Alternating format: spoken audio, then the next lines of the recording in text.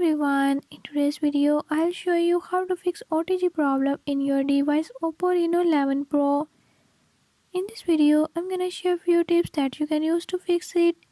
If you found these tips helpful, press the subscribe button and ring the notification bell. Make sure to watch complete video and learn how you can do it. Let's watch the video.